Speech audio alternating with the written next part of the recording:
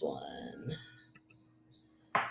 All right, this one is. Oh, wow. Ooh, this one's a bit of a doozy. Okay. Do you want me to read it, or are you gonna read it? Do you want me to read something? You don't have to. I'm just asking. Okay. I can read them. All right. Am I the asshole for not giving up my half of my inheritance from my mother because my sister, who's a single mom of a profoundly disabled child and needs more money more? Okay. No, I'm not in the U.S., so American law doesn't apply here.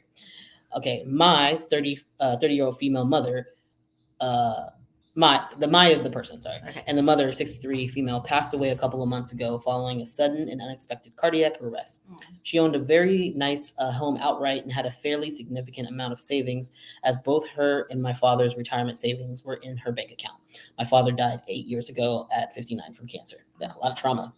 My sister, Megan, 34, female, is a single mother with two sons, aged 7 and 5, both of whom have autism, with the youngest being profoundly autistic and will require round-the-clock care for life. Yeah, she doesn't work and is reliant on carer payments from the government and child support. Her now ex-husband divorced her because he couldn't deal with his sons. Wow. Moved to another country, dual citizen, where it's hard for the government to get child support because their government is difficult to work with. My mother's will divided her jewelry equally between us, and that the rest of her estate could be split equally between us. Megan is pressuring me into just taking the jewelry left to me and letting her have both the house and the money because I need it more because of the boys. You're fine and can work. That's her reasoning for it. I want to share, and I said I won't be giving it up. Because I want my share. Oh, I want my share, and I said I won't be giving it up. I'm childless and I don't plan to have children. I work in legal for a nonprofit, and while I am far from balling in this economy, I'm able to pay my bills without financial stress. My fiance is foreign born. I met her overseas at a concert in early 2018, and we've been going back and forward as much as we can ever since. Remote work helps a lot. And we are in the process of securing her permanent residency as a partner visa here, which is an expensive and time-consuming process. It is. Mm-hmm. Receiving my share will wipe out what's left of my student debt, allow me to take time off work to get her visa sorted faster, and buy us a small but still nice house outright so we could live without the stress of a mortgage. Not having a mortgage will afford us the ability to live comfortably, but not extravagantly. Take a holiday every year and be free of financial stress. It will also pay for a small but nice wedding and to fly her parents and sister out for it. Megan is furious, saying it's selfish and I can always get a better job if I want a better life, and at least I can work, and that I need to have sympathy for her situation. I don't want to give up work, and I am passionate about, and that gives me good work-life balance to go work 14-hour days in Big Law downtown to service a mortgage. Mm-hmm. I also feel like, as harsh as it sounds, I shouldn't have to sacrifice for her choices. My fiance and I have chosen not to have kids, and while I know she didn't choose to have a disabled son, she did choose to gamble on parenthood. Her kids were both planned, and it's not my fault she lost by having a disabled kid and ending up a single mother. I am legally entitled to it, and she can't do anything to try and get it. But she's told a few people, and a lot of them say I'm being selfish and I should give up my share. Am I the asshole? Right off the bat, yo, absolutely not. You're not the asshole. No. Just because she has, one, she's saying that she can't work. I don't think that's true. They're saying that one of the sons needs round-the-clock care. Like, they can't be left alone. They're that kind of autistic. Yeah. So if she found more gainful employment, then she could hire someone to supplement for the time that she's at work. That's a good point. She could also maybe find another partner to help out with child rearing. Oh, like try to find someone who would be interested in her? I don't know. That's kind of like a tall ask, I guess. I mean, but the sister is right. The person who's writing this, it's like, the sister made her choices. Yeah, she decided to get married. She decided to have kids.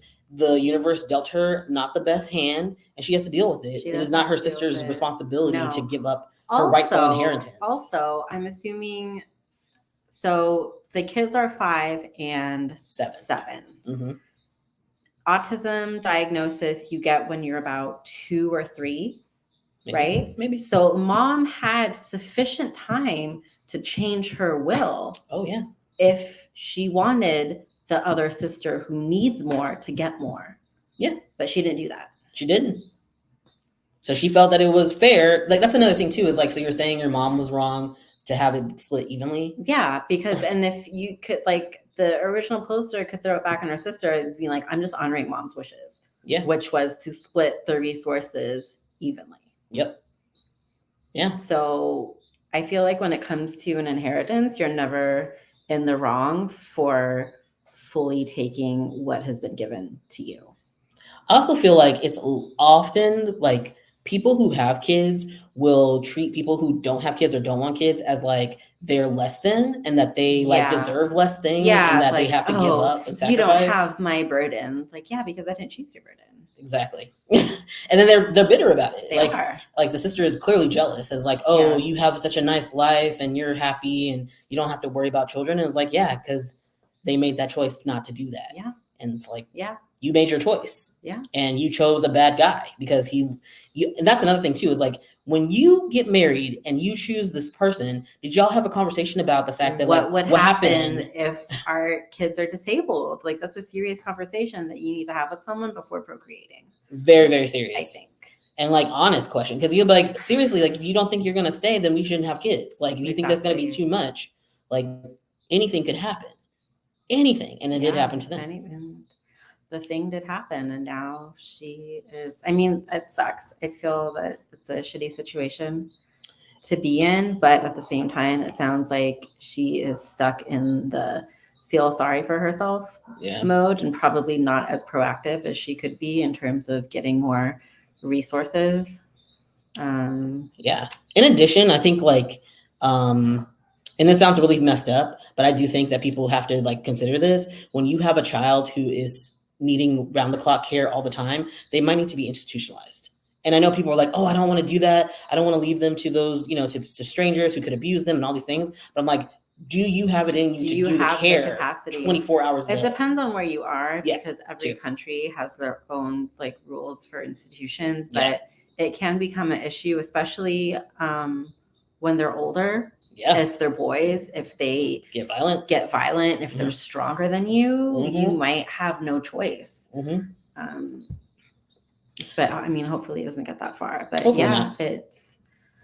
there's just like there's other things that the person can do or to think about, but it's like ultimately, again, it's like, I think I said this last time, it's not your problem. It's not your problem. The unfortunate thing is, it's going to create a rift between her and her sister, and you're going to just have to live with that rift. I think you're going to be like, well, we're not going to be close. Like, this is just what it is. Like, I'm not going to give up my life and my future stability because of the choices you made and the hand that you were dealt. And I mean, who's to say that like we can't really tell like what kind of relationship she has with her nephews based on just this post. But if sister aunt is in a good position, she would be, better able to support sister mom down the road when she needs some help. If maybe the older, or I don't know, she doesn't say which one is severely autistic, but maybe mom needs a little bit of break and she can help with the one who's like not severely autistic. Right. Because the abilities can change as they get older. That's true. True. But no, she's absolutely not the asshole. It just sucks that she's been put in that situation. That's the situation. Okay. Is there follow-up? I want to see. You always want to see if there's follow-up. I know. I don't think so. Oh, wait. So somebody else agree with me? For all we know, the mom could have been giving a lot. Yeah, that's true. We don't know.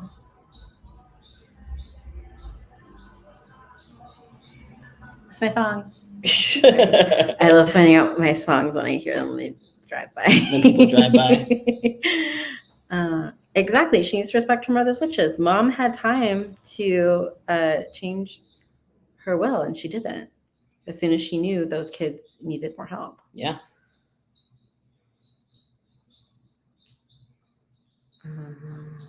Not OP's fault. Yeah, she shouldn't have to. Okay.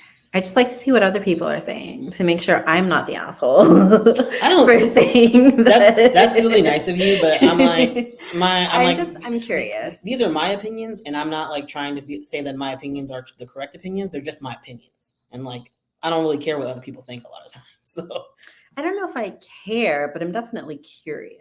Yeah, sure. Yeah, I'm not the asshole. Like, I'm not the asshole.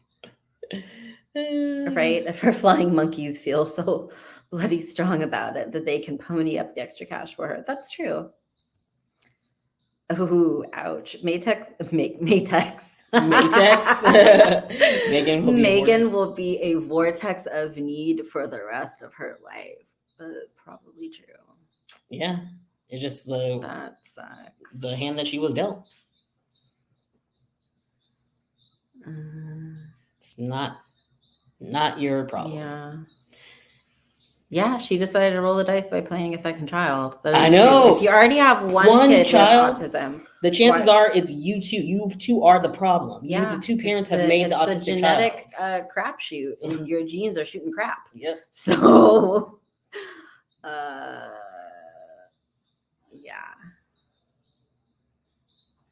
Oh well. Yeah, that's true. Okay. Well, best of luck to you, OP. Don't give up your share. Don't give up your share. You do you. Go have your amazing life. Yeah. All right. We moving on to the next one? Yeah. Keep it going. Keep it trucking. Okay, we did that one. All right.